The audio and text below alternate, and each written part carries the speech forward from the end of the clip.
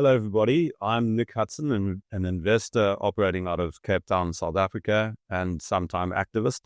And I'm sitting down to have a wide-ranging conversation with my friend and colleague operating out of the UK as an M&A advisor and a writer who I can recommend to everybody.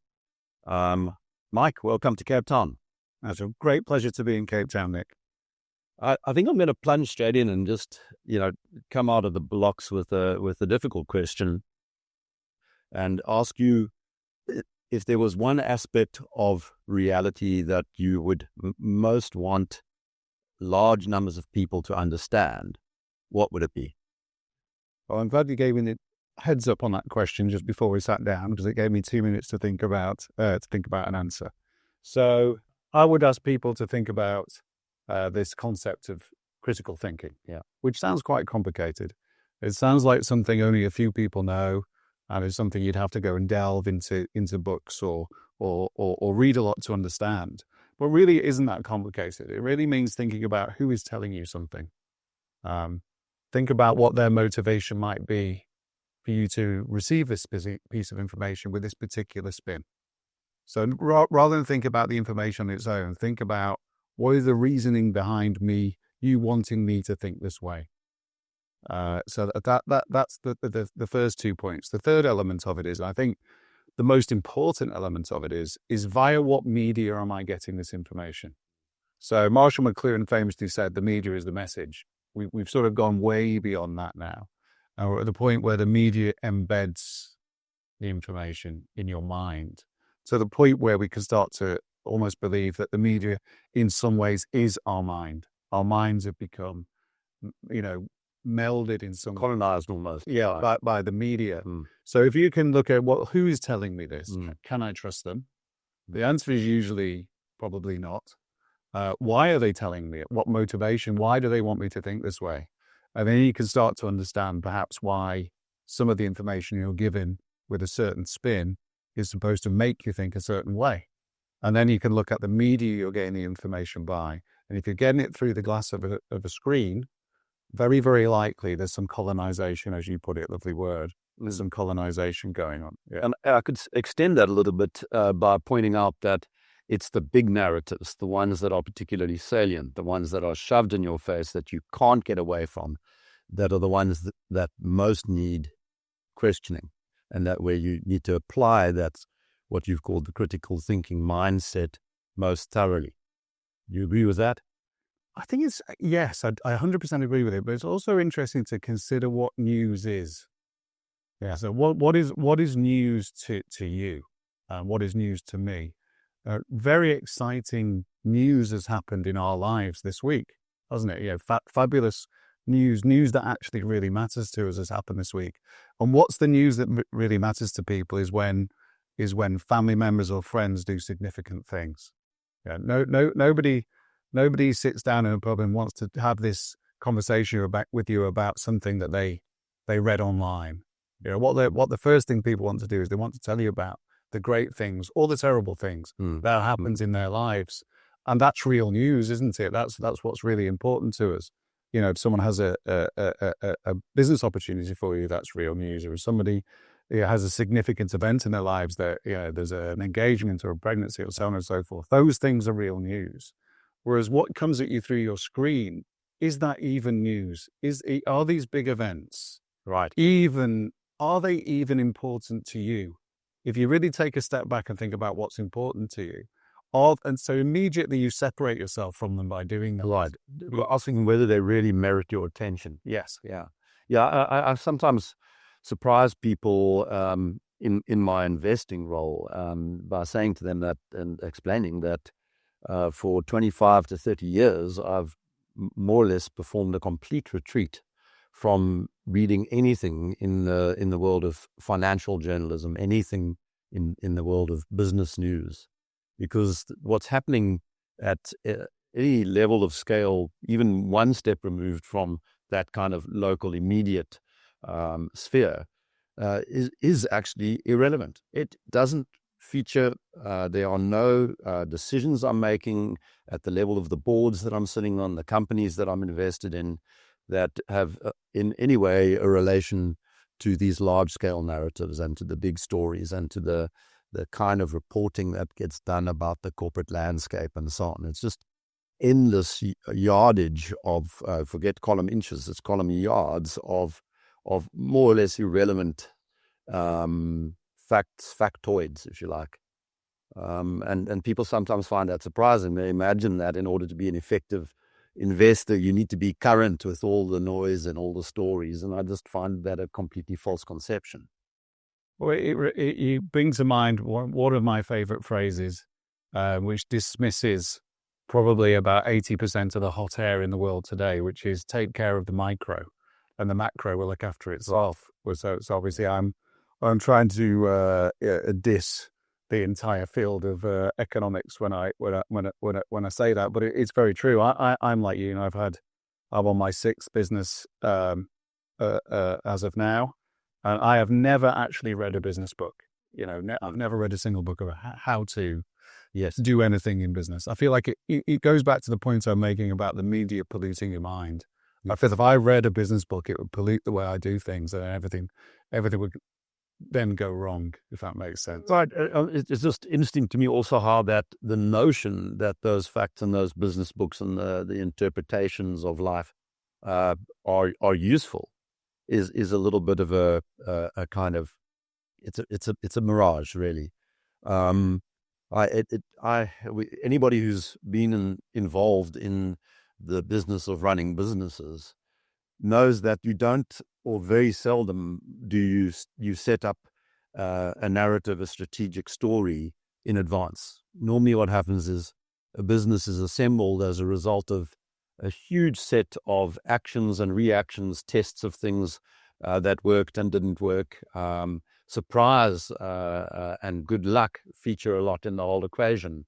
And so one of the very worst type of business book for me is the retiring CEO's memoirs, because they don't like to acknowledge that reality. They will go and rationalize and backfill this dramatic story of how when they were 23, they came up with this spectacular vision that they there spent 40 years implementing. And the real world is simply not like that. That's not how companies are built. They're very famous cases, so for example, Amazon set up to sell stuff online, and that was never a profitable business. And they almost by accident stumbled across web services, and without which the business would not have been as valuable and cash productive as it was. So my friend Roy Sutherland tells the story. So a explorer comes to a mountain that's never been climbed before. Yeah, and he starts off and enters a box canyon, comes back, and then he goes a little bit further and it's a dead end, and then he goes a little bit up this way and there's an overhanger he can't cross, and he climbs and there's some areas he can't get across, and after repeated trial and error, he eventually reaches the top of the mountain. At which point there's a consultant who's stood there already, and he says, via helicopter, and the consultant says, well, that was the way up then. Yeah, exactly. That's a very good analogy. I call what you're describing serial redundancy. So what you actually do when you start a business is you don't take high risk, you don't risk all of your stack, is you invest a little in something. If it doesn't work, you pull back to the other day. You never invest more than you need to survive. Eventually you stumble across something that works. When you find the thing that works, you get after it. And it looks like you were lucky. I have many friends who say you're the luckiest person I know. But you have to give luck the chance to find you. Yes. If you don't give luck the chance to find you, then we may have to cut this. Hopefully we won't. But there's a very good joke which I think illustrates this more than anything, and it's the rabbi who wants to win the lottery. I've tried this with Jewish people, and I don't seem to think there's an issue. So the rabbi wants to win the lottery, and he weekly prays to God that, please God, I'm a good human. I really need to win the lottery. There's so much positive I could do with the money. And the weeks and the months and the years go by, and he prays every week to God, and nothing happens. And eventually he gets the end of a long rabbiing career, And he does the Jewish equivalent of, God, why have you forsaken me? I've prayed to you all this time. At this point, God decides it's finally time to speak. And he said, Shlomo, meet me halfway, buy a ticket. Yeah, exactly. Yeah, there was the famous South African golfer, Gary Player, used to say, the harder I practice, the luckier I get. Yeah. And I think that has an analogy in business strategy. You want to sort of go on a trial and error story. And then, as you say, in hindsight, it looks like luck that you stumbled across something that worked. But you stumbled across it because you were making multiple efforts in the real world, and the real world was showing you where the potential is. And so for me, almost corporate strategy becomes this trial and error process. That's where the emphasis has to be. And more than that, one of the key skills in terms of articulating business strategy is making sure that it's easy to get off the bad ideas. Yeah. You can shoot them down quickly, that they're not too attached to the CEO or the chairman of the board or anything like that, that there's not somewhere 180-page PowerPoint rationalizing a single directional strategy. That then sets you up for terrible failure, because you don't notice, or you're less likely to notice, when the world is telling you that ain't going to work. Well, interestingly, if you think back to the CEO's book that you were talking about earlier, essentially what he's telling you, and refers back to my rather bad joke, is which newsagent he bought his lottery ticket in. Yes. As if that's going to help you the next time you try and go and climb and unclimb your mountain, if you like. Right. That's never going to happen. But something else has happened, which is kind of perverted and inverted the action, and that's what VCs do. So VCs do the opposite of this. So rather than the entrepreneur trying lots of different opportunities to see which one's going to bring profit, what the VCs do is try lots of different entrepreneurs to see what's going to bring profit. Right. So this entire industry of swing for the fences, if you like, is almost encouraging. Well, it encourages the failure of the individual. In my life, I've failed innumerable times. There's some kind of calculation I did for a talk I used to do that I had it at 99.8% failure. My failure rate was about 99.8%. I factored in all of the efforts combined with all the rewards in terms of time. But what I always was able to survive 99% of the time, to get to the very smallest percentage of times which gave you outsized returns. So that's the entrepreneurial way. I would put it to you this way, that there must be a trade-off between anti-fragility, as you're referring to it as, and on the one hand, anti-fragility, and on the other hand, focus, because there is a benefit to being focused as a business. But if you're too focused, then it sets you up, as you say, for existential failure. Yeah. You need to be two things. I mean, that's why not many people can do it, and I think not many people should. I think one of the things that we've ended up with two sides of the worst coin. We've encouraged the wrong people into entrepreneurialism, and we've discouraged the right people out of entrepreneurialism. So we've got these people that read all these, useless Peter Thiel. Was it 0 to 1? I couldn't even get past the first 3 paragraphs of it. It's just nonsense. But you're encouraging a lot of people, and what they actually are is fodder to the VC machine. So that's an element of propaganda, if you like. So I think for every, and I don't know the exact stat, but there's an unbelievable failure rate in Y Combinator. Say, for instance, for everyone who goes to Y Combinator, it's ridiculous. For everyone who is backed, gets back to Y Combinator, for the people who actually make it, the failure rate is incredible. Right. But they're human beings who thought they were going to be entrepreneurs. And now they're just people who didn't make it. But because they've been sold the wrong dream. Now, we'll never know if they are really entrepreneurs because they were sold this wrong dream. But some of those people will have the capability to understand the thing I was talking about, which is serial redundancy. So I think we've ended up in a very, very strange world, as far as I can see, in the West, and it may be different. I think there is certainly evidence of differences in other areas of the world, where the entrepreneur is the least valued people in society. Right, the entrepreneurs are the least valued people in society. I do experience that, in the sense that it often feels like the entrepreneurs are the ones least loved by the governments.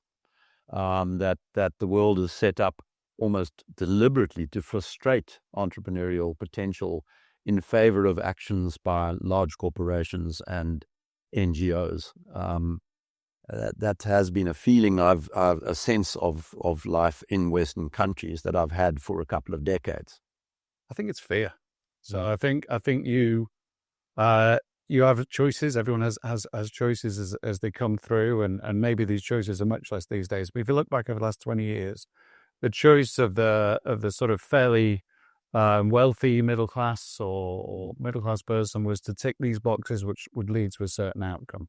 So you do well at school, you go to university, you get the right degree, you get a training contract at Deloitte or KPMG, or and as long as you tick those boxes, your success or failure takes place in a closed system.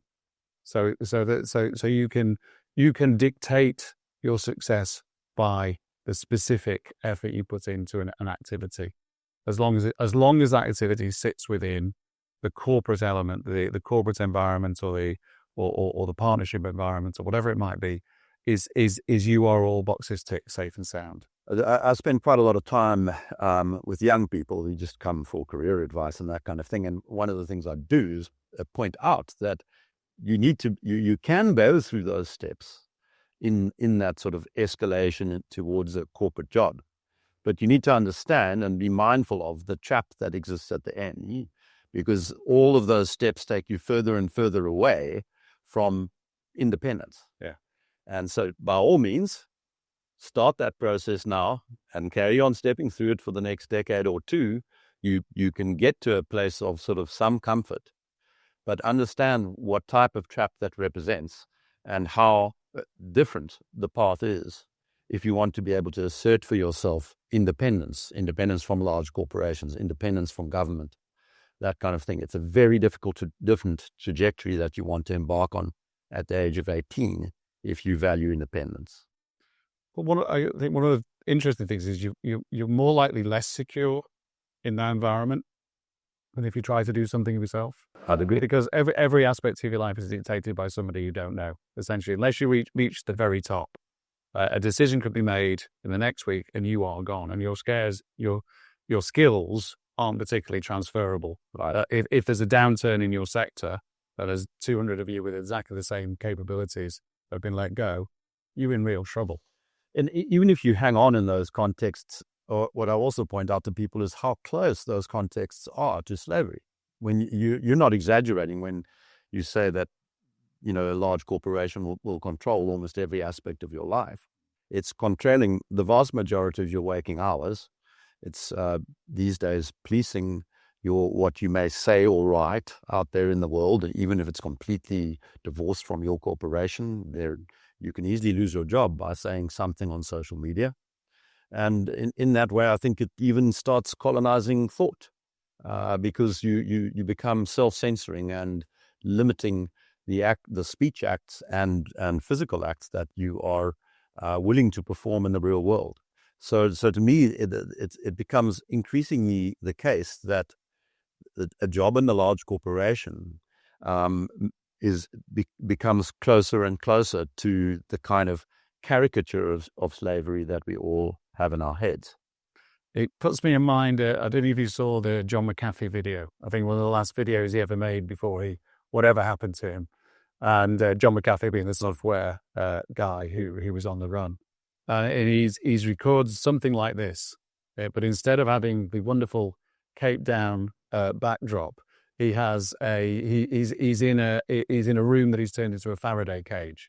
So literally tinfoil all over the walls, which is a touch I really like. Whether there's any difference, and he says, "Why am I?" In his crazy American style, "Why am I inside this tinfoil box?" Yes. And what he says is sort of final message is, this is not the way life is supposed to be.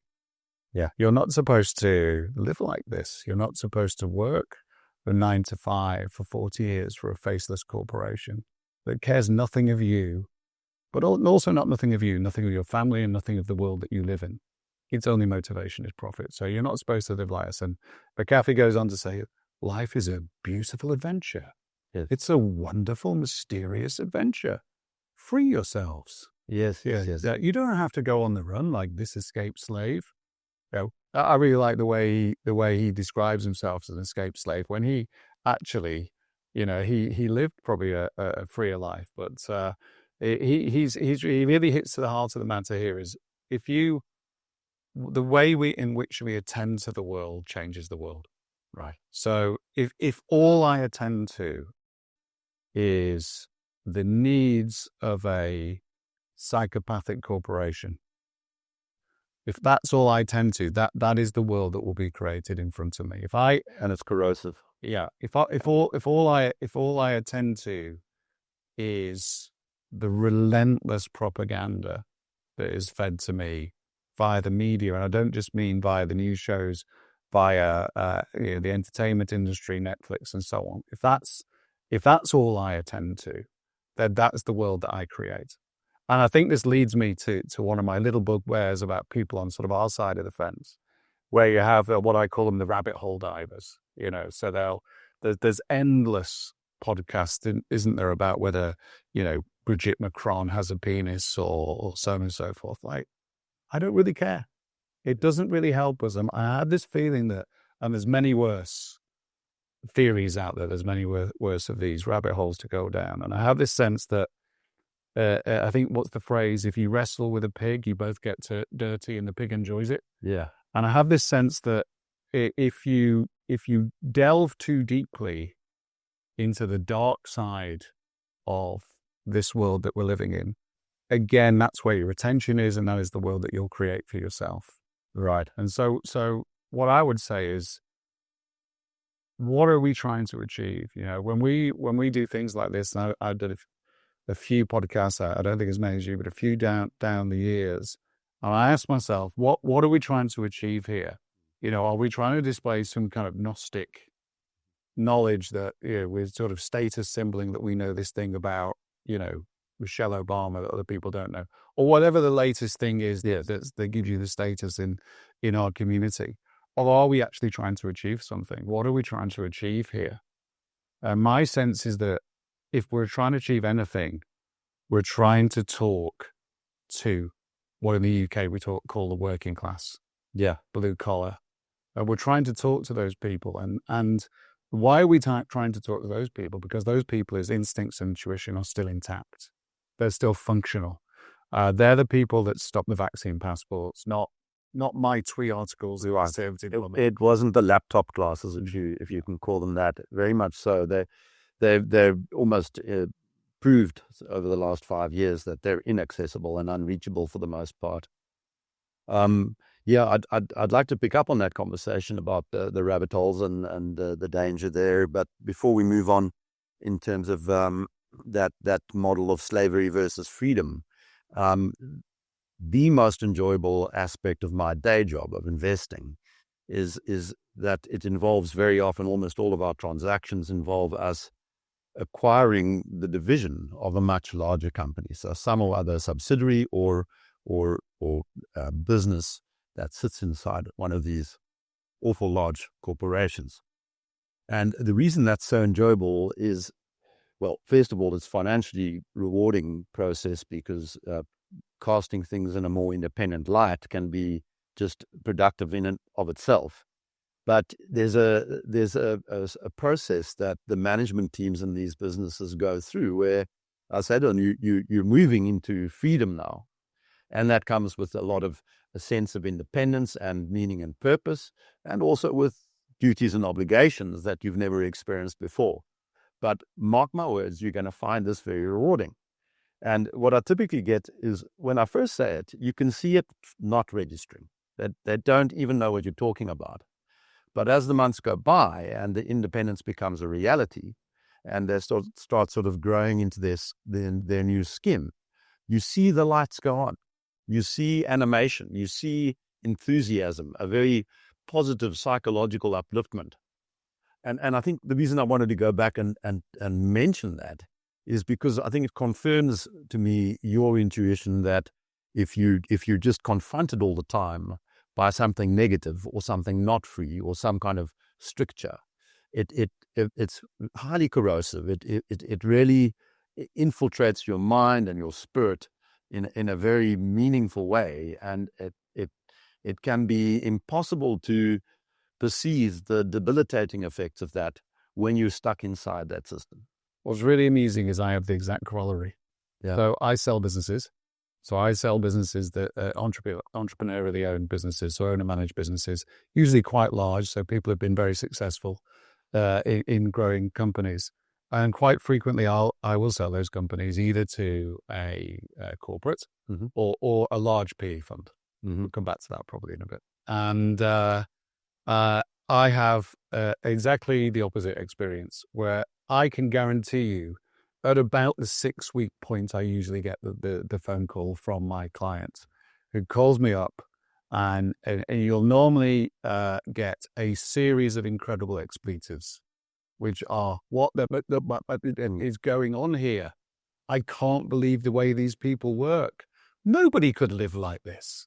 I can't stay here for 2 years. And they might be on an earn out of 18 months or a 2-year earn out or something like that. Yeah. And they'll literally sit there and they'll say, I couldn't live 10 seconds here.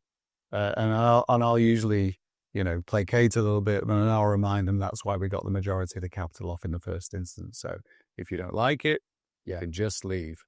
I often tell those founders who are in that kind of position, don't worry about signing up to the 2 or 3 year earnout, because within weeks they will realize that you are like something like radioactive, that they can't have you in their world. You are just absolutely a wrecking ball in their conception of reality, and they'll do a deal and get you out of there, and you'll have a benefit because it'll be a negotiated kind of position that you're in. What's good about this is it doesn't matter how honest we are.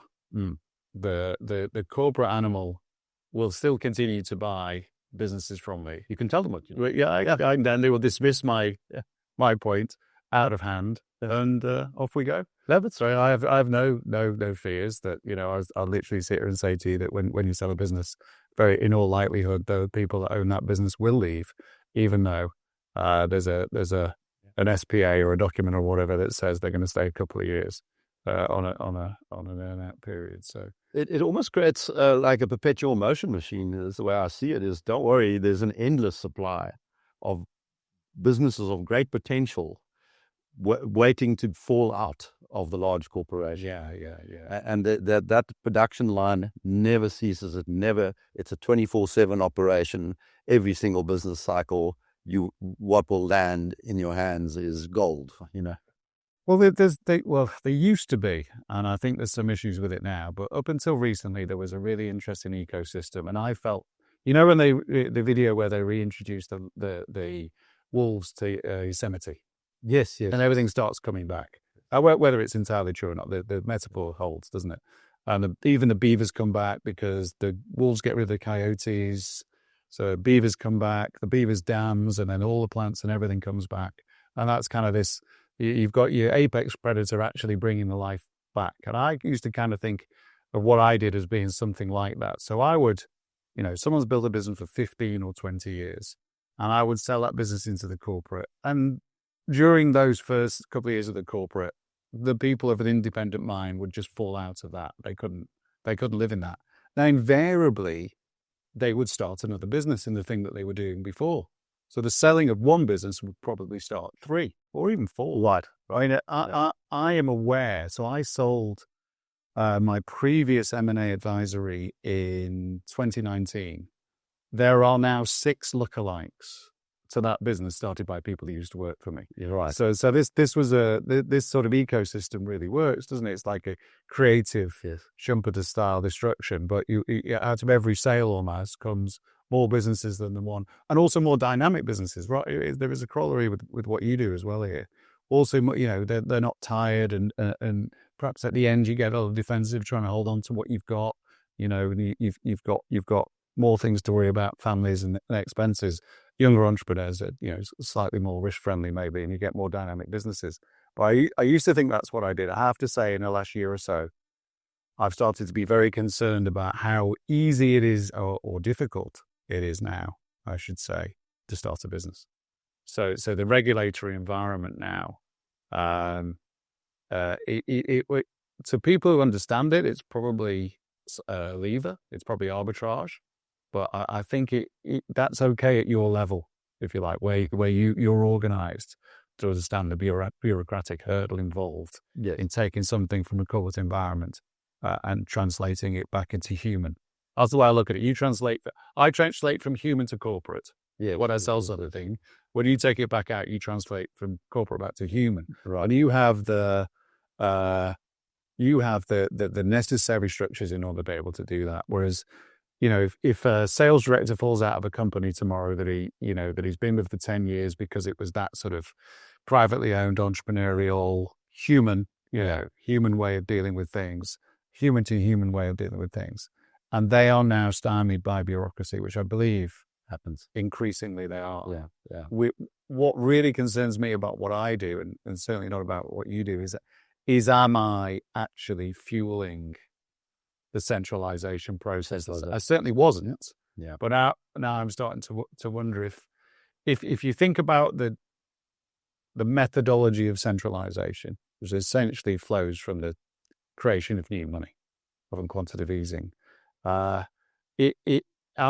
am I enabling the people with the interest rate arbitrage, which is essentially what it is, essentially the acquisition of companies via interest rate arbitrage? Am I enabling those people to complete the job of centralization? And that's something that I have to think about a lot. Yeah. Now, I do wonder whether I'm becoming am I part of a vanishing breed? Are the other private equity houses or investors out there, are they mindful of the value potential of decentralization and of the bureaucracy put in your way? And because what we experience is a gradual diminution of competition in that market for corporate control. What happens is you'll be invited into a competitive process, and they'll line up people who've made offer letters, and you find yourself on a reduced list. But it doesn't take very long. We often experience that the other bidders fall over, get trapped or stymied by some or other regulation or bureaucratic process or something that becomes inaccessible that's essential to the transaction process.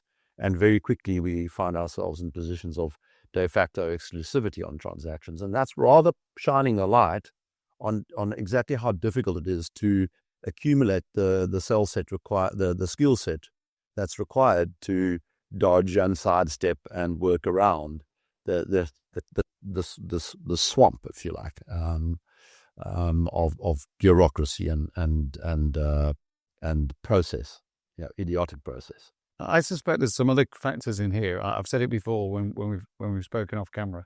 Is you're not really private equity. Specific. Tell me why. Well, in this particular scenario that you've described, is you actually understand where returns come from. Yeah. So if I'm looking at a difficult path and I'm looking at a relatively easy path, the thing that takes me down the difficult path is understanding the potential returns along that path. And most of the things that you do that give you your returns, I imagine, are to stop people doing pointless stuff. Correct. Yeah. And that is very, very difficult for the corporate mind to comprehend. Right. So the corporatized private equity guy, in his mind, there's nothing wrong with those things. No, but also it's even crazier than that, and you know this. The amount of debt in his model generates the return. So the amount of debt in his returns model gives you the expected nominal equity return. Yeah. And it's a completely artificial game because it also increases risk. Yeah. And the cost of that risk increases is only just offset by the return, that the geared up return. Whereas what we do is we don't even bother about really doing any kind of financial engineering at all. And as you say, we concentrate on not doing the foolish stuff that gets done routinely in the corporate world and is often even described as best practice. Just stop doing that stuff and free businesses up to be entrepreneurial and to innovate. That's where the value comes from. And that doesn't mean that you as an investor need to know what the management team have to do. You just have to create an environment where they can do it. Yeah. Well, what's interesting is there's three places that returns come from. or people think returns come from in business. And they can kind of fool you a little bit. So you've got your cost line managers. So people think they can buy something and reduce the cost and therefore increase the returns. And there may be some very short-term gain or short-term profits to be had doing that as a business. Then you have the private equity guys I mentioned before who thinks that debt generates returns, essentially, which it does. In their returns models, the more debt you put into something, the more return you get. And then you have the people that know that it comes from a process of trial and error. The thing that we were talking about before, that it comes, and you mentioned it. Bezos building, the everything store that made no money, then he falls over Amazon Web Services. And I like to think about it like you fall over opportunity. Fall over. Yeah, it's almost like, and it's that over. There's a humility required to go, look, it wasn't the thing that I originally thought it was. You set out to do one thing and you fall over the other opportunity. And almost a separation in all the successful people I know, were the people who said, I'm going to change my mind. I'm going to be flexible. The one thing the private equity model makes it very difficult for you to do is to be flexible. You've got a 5-year plan that as a management team, your investors expect you to stick to, and to try and, the reason I got into M&A is that I sold a business to private equity, and they were lovely, lovely guys, really quite honourable gentlemen, known as the gentlemen of the industry, ECI in London, and I sold them a business back in 2006. And I knew the chairman reasonably well, and I went to the first board meeting, and I went to the second board meeting, and the third board meeting, and I took the chairman for a drink afterwards, and I said, "Where is it?" And he said, "What?" I said, their contribution. No, there isn't any. They don't know anything. They don't know anything, and that's what carried me through, when in sort of late 2007. I'm not saying I had some kind of prescient knowledge, but I was concerned about the state of the world economy, to say the least. And I persuaded the second place bidder in our process to buy the company, which would have given it all parties, our current investor, all the shareholders, another 50% return on our money within about 15 months. And I literally went down on my knees in the boardroom and begged them to sell it. And they said, "No, you're a 3 times return in our model." Yes. I said, "But, I've got 200 guys on the road, IT engineers, cars full of stock. We carry a huge weight of cost. Somebody moved in next door to me, and I live in a very nice area last week, and he bought the house next door to me. And I said, "What do you do?" He said, "I'm a lawyer." I thought, "Which firm are you a partner in?" And he wasn't a partner in the law firm. He was just a lawyer, and he's bought a £2 million house. And I thought, things are going very wrong. We need to get out. This business is a capital heavy business. We don't need economic storms coming our way. And anyway, they said no, and we carried on. Of course, 7 months later, 2008 hit, and we didn't sell anything in the month of August, and got very, very close to going bust, and just managed to hang on by the skin of our teeth and got through the other side. But an entrepreneur will take, you can make it the analogy, the comparison with gambling. There's very, very few wealthy poker players. Most of them are broke because they win a lot of money, but they never take the chips off the table. And I think a good entrepreneur will know when to take his chips off the table. Yeah, I think that's correct. I mean, one of the things that whole illusory financial engineering approach gives rise to is inflexibility. You don't have the ability to withstand downturns, to bide your time, to take opportunities as they come to you. And so for me, out of those 3 return generating areas, the cost cutting, the financial engineering, and the innovation or new idea generation, it's really the third one that's only material.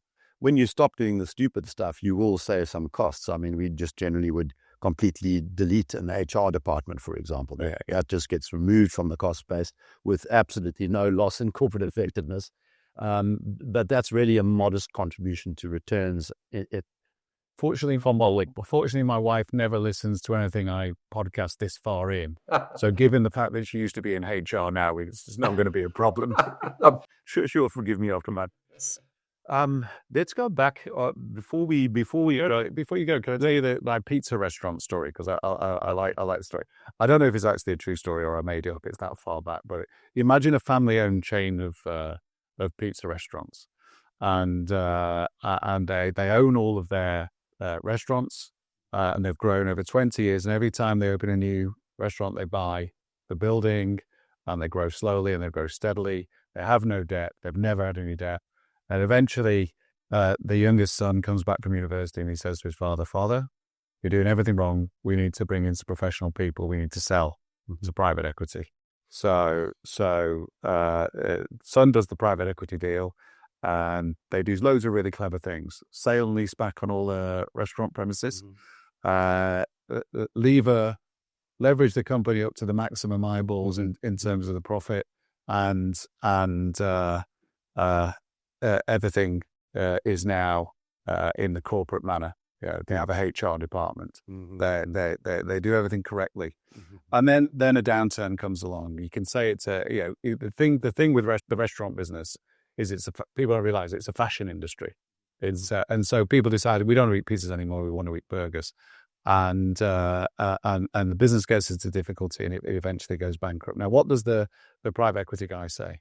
Well, nobody could have seen that coming. And what he's saying is actually true. Could I previously have seen this change? Could I have guessed it was going to go this way? No, I couldn't.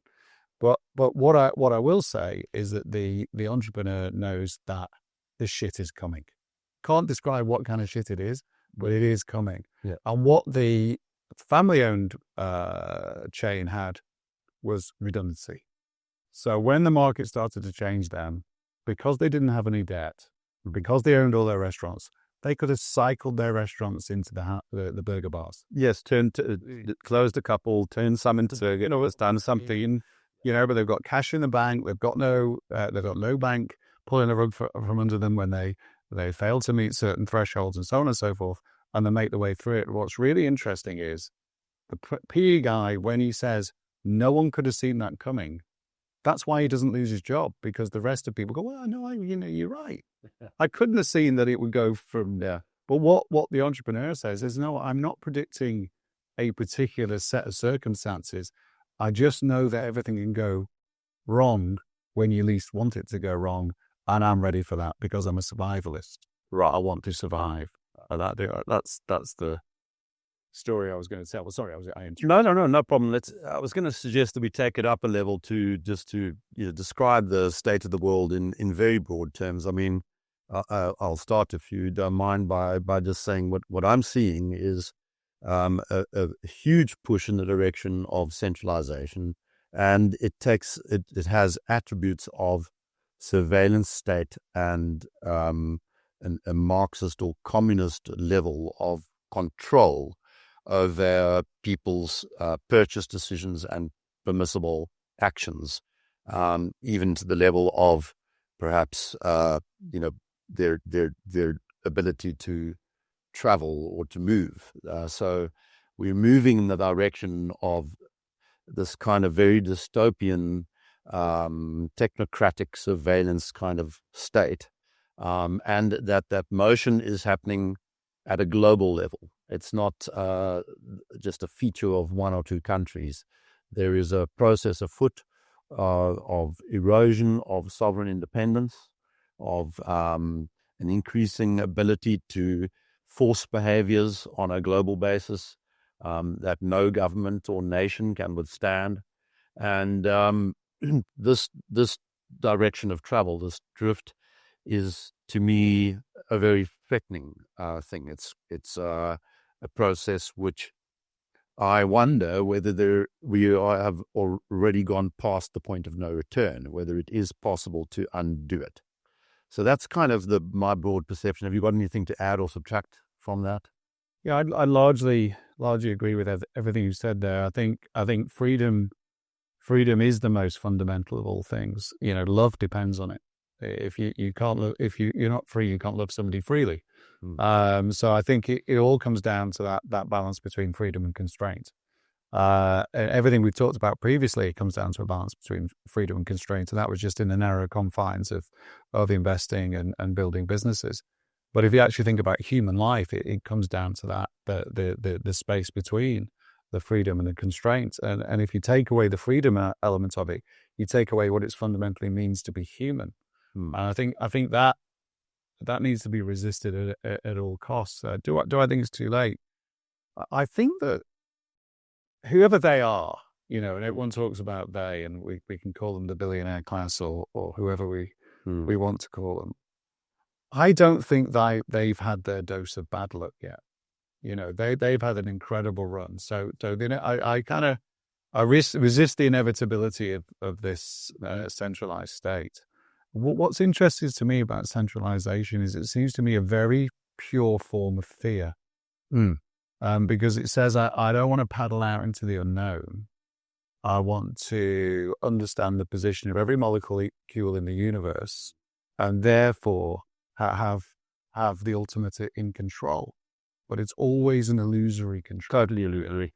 So the fearful run to control. So the fearful. So the facilitator of this centralization drive is that those middle class people that I was talking before, at the same time of having their livelihoods eroded by the policies they support. They continue to be the facilitators to impose this centralized world upon us, and nothing new and nothing creative will happen within that centralized. It's the same with artificial intelligence. Nothing new will be created within that world. But that doesn't mean that nothing new will be created outside of it. You can't hide from that. It doesn't matter if you're Bill Gates or us or business owners, everyone else. That new stuff is coming. And this is what my note for optimism in your accurate description, I think, there of where we're headed and what needs to be resisted is that it doesn't matter how hard they try, nature finds a way. Nature finds a way. Yeah, and the Yiddish proverb, man plans, God laughs, comes to mind here. So if we think about that centrally planned edifice, I would agree with that. To me, centralization is a project that's doomed from the start. It will fail. We know why centralization fails. We've watched it fail and seen how it fails on numerous occasions throughout history. So that failure is inevitable. The question is, how much gets taken down as that juggernaut crashes, and are we able to assert pockets of resistance, or to opt out of that system in ways that kind of allow you to watch that implosion happen from the sidelines? Well, I think there's two things I'd say to that. The first thing is to go back to one of the early points I made is how do we get through to the working class?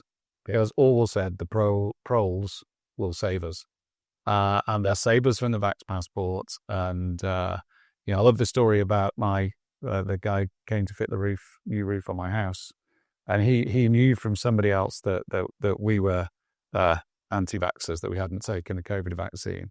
And he said, you must have been the only people in this neighborhood. And it was true. There was over 100% take up. People were coming into the area. So we must have been over it. And I said, how about you guys? And he said, oh, none of the roofers took it. I was like, oh, great. So none of your guys took it. He went, no. No roofers took the vaccine. So I thought to myself, who's in touch with their instincts? Who's stood up on the top of a roof, in a relatively dangerous working environment every day of his life? Well, I mean, exactly. And South Africa is a really interesting case of that, because what happened here is that the vaccine take-up was very low. So I think they claimed that it went as high as 30%. And I think that even that was a lie, an exaggeration. And I think the one explanation for that is your one, which is that we have a large working class. Yeah. Too many people who are simply not taken in by the screens, right? But I think there was also something else. The history of apartheid and the apartheid surveillance state was still alive in enough heads for them to recognize the threat posed by succumbing to the temptation to complying with the vaccine mandate or to keep a job or whatever. That's absolutely fascinating, because I have many Serbian friends, and I have businesses that I'm involved with in Serbia. And the joke there is that it's a little bit of a sick joke, but the joke there is that they were inoculated by NATO. So that's why they're the most free-thinking people left in the West, is because they were unnecessarily bombed, criminally bombed. Yeah, we're definitely going to get banned now by NATO. So that inoculated them. Right. Instead of being inoculated by some gene therapy, they're inoculated into. So I think it's a very similar. Not that anyone would have wanted that to happen. And you see, in their case, they had this very visceral experience about an enemy, if you like, and so they perceived NATO. Yeah. One of the problems with this, let's call it the control architecture, is that it's quite cryptic. And I think, to explain what I mean, let's just look at the superstructure. Sitting somewhere above the Bank of International Settlements, there's a control structure that's very opaque, very shadowy. And that's, when I talk about that's what I'm referring to, is the control structure supervening over the Bank of International Settlements. Makes sense. Through the Bank of International Settlements, there's a downward supervention over the World Bank and the IMF. And through the Basel capital requirements. And what that does is it supervenes over large corporations, big and small, at around the world. Yeah. And by forcing conditionality and indentures into loan agreements, both nations and large corporations are forced into a kind of compliance trap. Beholden. They become beholden. They can't get their money elsewhere, and so that's how the sort of the financial oppression takes place. On the other hand, the same is entangled with the intelligence community, and I think in that regard, its three very dangerous nations are the UK, the US, and Israel. The three: CIA, MI6, and Mossad form almost like a criminal syndicate that projects power into the world through a variety of mechanisms, sometimes overt, but mostly covert, by way of these cut-out organizations like USAID and the National Endowment for Democracy. Yeah. And so that's the kind of power structure. But it was kind of what I was alluding to with my first question. If I had a druther, if there was one understanding of reality that I would love to insert into every mind in the West, it would be that description of reality that I've just described. See, I don't think that would help. Tell me why. I don't think that would help. And I think it goes back a lot to the way that you do your investing in businesses and do your managing of businesses. I think it's what you don't do that makes the difference, not what you do. So I think, I know most of what you've told me there. I've been aware of it for a reasonably long length of time, and was involved even going all the way back to 2011 with Kilconomics, which was a festival that tried to explain the financial crisis to Irish people. Like, how can we lost everything? We're just normal humans going about our day-to-day lives. And so I'd been somewhat aware of what you describe probably for 15 years, and I wouldn't say it's made a single tiny bit of difference to the way that I live my life. So I in answer to the question, I wouldn't want to insert any particular piece of information or any particular piece of knowledge into people's minds, because the facts on their own are irrelevant. Yeah. Nobody ever bought anything. Nobody ever dated anybody. Nobody ever made a significant decision based on what you just described to me there. And you could give me the similar description about, if we were 30, 40 years younger, about a girl you met who was perfect for me. And until I actually saw that person, until I actually had a physical interaction with them, right, your description of would be. And when you and I have told you your business partner about perfect businesses before, and it really hasn't made that much of a impression on you unless you actually went to see the business and you got involved with it. You deserve the So what I think is the thing it's what you don't do that really via negativa, if you like, what you don't do here, that is going to make the difference. And I think the most, I don't think I have no particular perfect plan of how to reach those working class people with that kind of knowledge dressed in a way that they understand the effect it's having on their lives and therefore will do something about it. But I think describing it in the manner you described it will not and hasn't worked. Right. So what can we do? Well, what's interesting, I think, is that the powers that you're talking about are obviously afraid of the working class because they keep giving us populist people to lead the working class in the wrong direction, don't they? Trump, Farage, and so on and so forth. Around the world, whenever you get that bubble of resistance, a populist gets informed. So the first thing to do is to say, stop listening to Farage and Trump. It's challenging in today's circumstances because they seem like the only hope. But more than that, I think it comes down to where your attention goes. So the thing that I will be most anxious to achieve would be the removal of screens from day-to-day life as much as humanly possible. So, because actors require screens. And I think what you're doing here is pointing out that in the political leadership classes, there are no genuine people out to save the working class. No. They're all actors doing the bidding of globalist paymasters or telling people that alone doesn't work. And simply telling them that won't work. No. But telling them that the screen is something that they should eschew. Well, people need an emotional reaction to make a decision.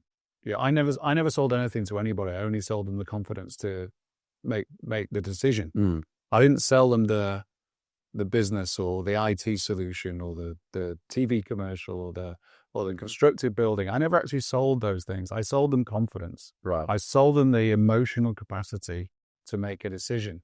And if we really want to we aren't going to make the difference, I'm not saying we will survive the fallout of any, whatever the end game of this, the inevitable crash of this. Will we survive the collateral damage? I'm not saying we will, but we've got the capacity to make those contingency plans. Right. So it's not really about us. Neither are we going to make the difference to change what's going on. Or we have certain hope in survival. What it really matters about is the people whose instincts and intuitions are still intact, and to appeal to them on a moral level, on an emotional level, on a human to human level, and speaking that language. Now, what you've got at the moment is our opposition have identified the need that's out there and satisfied it with these demagogue type characters. You've got your Trumps and your Farages, and I'm sure there's others in other countries, but obviously they're the ones that are concerning us mainly at the moment. These empty vessels, who say some percentage or sell a certain amount of prejudice, and this is it must be important to our opposition. It must be very important to our opposition the amount of effort that needs to be put in to maintain the lie. Maintain the lie to the working class. Well, almost every resource on the planet, if you think about it, is employed in maintaining the lie right now. Our way of thinking, all we have to do is allow the universe to unfold. Their way of thinking, every bit of energy, every bit of human activity, and every resource on the planet needs to be in the direction of maintaining the lie. Yes, there's I sometimes term that the spectacular commitment to lying. Yeah, and I don't find it surprising. It's not a surprise. No, if your trajectory is as we've described, then you're going to need a spectacular commitment to lying, and that's been very much in evidence. I mean, you speak about the need for an emotional connection with people who are what's intuitively alive. Yeah. But I think we all saw during the COVID phenomenon how that emotional connection was created and manipulated. Fear was the thing on offer. There's because that was the thing that moved the laptop classes.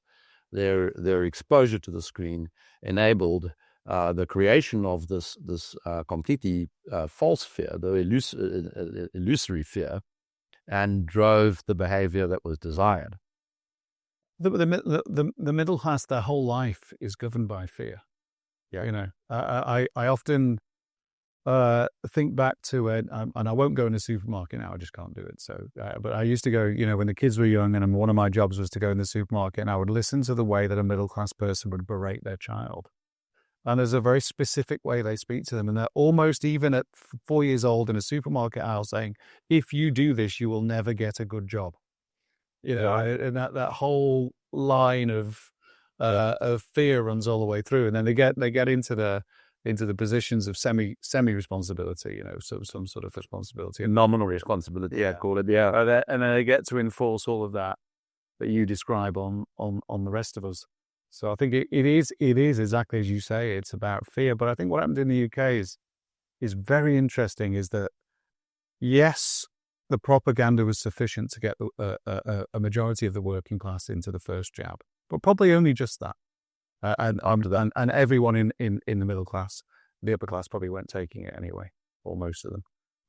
And then the second jab, there was a massive reduction down, and then the booster, it was almost, and that was the moment they knew that they couldn't enforce the vaccine passports. They couldn't keep lockdown.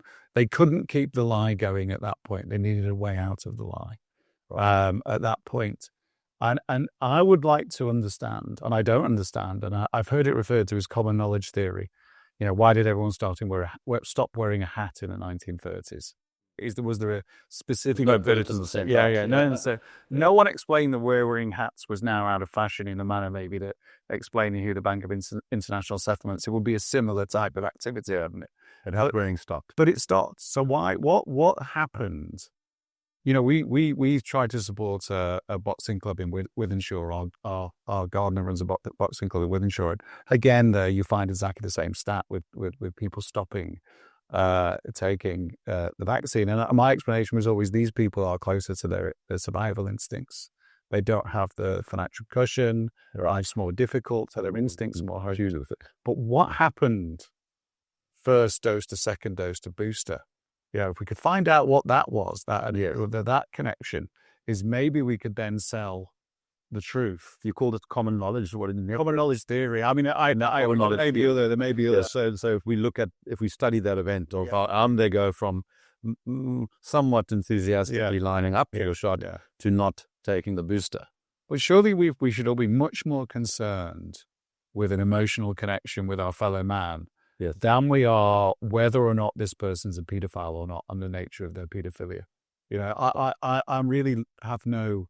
So rather than going down the Epstein rabbit hole, just ignore the story, stop thinking about the purpose of the story or the purpose of the circumstances, and look towards the community. What is it? Well, the Epstein and all related stuff.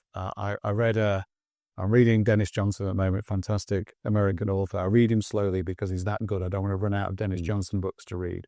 The more famous one is Tree of Smoke. But I was reading one of his short story collections this morning, and he talked about going down to the trapdoor in your soul. And I think what literally a rabbit hole, once you're down that hole, you're another participant, whether you're a participant who's taking pleasure from this particular rabbit hole, or you're down there for being driven mad with fear. Yeah, is that you end up at the bottom, and at the bottom of the rabbit hole is the trapdoor to your soul, and that's where, and I am very wary of these sort of saying that's where the devil's got you, because I think there's just been too much of this sort of demonology creeping into the discussion. But if you want to use it as a metaphor, you can. Once you're down above the trapdoor in your soul, you're in trouble. Yeah. And I think that the very best thing that we all can do as human beings is to turn our attention away from all of their nonsense, all of it. Right. And we have incredible power. And this is the fear that they have, is we have incredible power. And you obviously understand this, is that the economy is built on expectations. It's not built on what's happened. Neither our enemy nor we as business people are in any way secure of what we did last year. Yeah. It's almost irrelevant, isn't it? Right. And all market prices are generated by our expectations, the expectation that you'll do more or less of something. Yeah. Every equity value is Right. Basically, will people use more of this or less of it? More of this service, buy more of this product. I mean, I'm simple though. So where do you go to with this observation? So if your entire edifice is expectations driven, which I think it is from a propaganda perspective, from a business perspective, or all of it really is if people stop doing just a little less of that which feeds the beast. You don't need to stop altogether. Just not ignoring the potential of everybody taking a look at what they buy from large corporations and trying to work out whether they could buy 10 or 20% less from those companies and in favor of smaller businesses or independent businesses, something of that nature. I think what's interesting about that is if we went into any town or city anywhere and asked people, would you rather buy locally or buy from a multinational? Every single person that you asked, even the people that weren't for the multinationals, would say, oh, I'd rather buy something locally. Yet they don't do it. And that's really for two things, isn't it? It's a result of two things: propaganda and convenience. And convenience is obviously that is a tangent we could go off on. But I think that the point that I was making is that it's not that you have to stop buying everything from Amazon or you start to stop buying everything from the larger corporations. Even a small reduction will stop them in their tracks. A 10 or 20% reduction if 10 or 20% of us stop buying altogether, or all of us buy 10 or 20% less, it'll be done. It'll be done tomorrow. It'll be done. What will come out of that will be a retreat. And maybe when we go to your point of what hope there is, maybe the hope isn't to win right now today. Maybe the hope isn't to gain anarchistic freedom, which would be my ultimate outcome. But maybe the hope is to get them to retreat. And if you want them to retreat, I think there are two ways of doing it. There's an economic way, but also there's a really easy way, and that is turn the TV off, turn all your social media off, bar the social media you use to communicate between you and your family. Yeah, so our community groups. I think ultimately we need to turn the internet off. We might have got time for that one today because I think it's far more dangerous than people realize. But I think in the first instance, if we want them to retreat, we take our attention from them, and they will have to go back and think of another way. And at least that'll buy us some time. Yeah, I mean, I've tried a couple of times, and with some success, having device fasts, where just for a period of time you give yourself the objective of not picking up a phone or looking at a laptop or connecting to the internet. Really, is what it's about. And it's I've been impressed with how it does actually change your attention and what the nature of your conversation and so on. So I probably spend 9 months of the year off, or even longer, 10 months of the year off social media. So I'll just go, if you notice, I'll come back. Usually I've got something to promote, dip in, and then say, I'll announce I'm leaving the hellscape. They say you should never announce your exit; it loses some credibility. Or I'll say something like, I'm leaving Must hellscape and not come back for 12 weeks. But and also we have a farm in the Balkans, which I alluded to the Serbian activity before. We don't have signal, so there's no signal up there. So if you go up there, you've got no choice to disconnect from the propaganda. And we built the farm is bordered by 2 brooks that flow down the mountain. 3/4 of the way down there's a forest. And the 2 brooks meet at the base of the forest, at the base of our particular farm. And we built 99 steps down the steep slope, and we suspended a bench over the 2 brooks. So by the time you get there, you're disconnected from... and you're able to contemplate from that bench. Everybody who goes to the bench comes away changed. Yeah. Everybody. And I think that is as much of what they're not doing when they're down there. As I think there's another level to go to, is to appreciate what actually is down there. But what you're not doing when you're down there, I think, is sufficient to change you dramatically. And we're old enough to know what it was like before, aren't we? What worries me is that memory of how the world was before the internet is gone, or is slipping away. And I don't know of anybody of our generation. I still haven't had a negative answer to this, or an answer I didn't expect, which is, was it better before or after the internet? And everybody in our generation says before.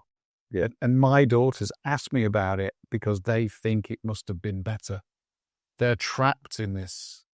They think it must have been better before the internet. Yeah. Yes. Interesting. So they're trapped. They're young adults. Well, they feel trapped in a hall of mirrors. Right. They feel trapped in the hall of mirrors. My eldest daughter regularly doesn't take a phone out with her, which for a 24-year-old is phenomenal. But there is no way out of the hall of mirrors for them if they want a career, if they want a life. Then the glass vampire, as I call it, is always going to be the gateway to hell. Is always going to be part of your life. But I think the more opportunity people have to turn it off, the better chance we have of making that emotional connection. Yeah, I have witnessed some people who've sort of seen through the smog of the false narratives, get to a point where they're happy to just assume that it's all nonsense, it's all clowns, it's all lunacy, every event that's out there. And this would include like the horrific conflicts that are forced down your throat on social media and media.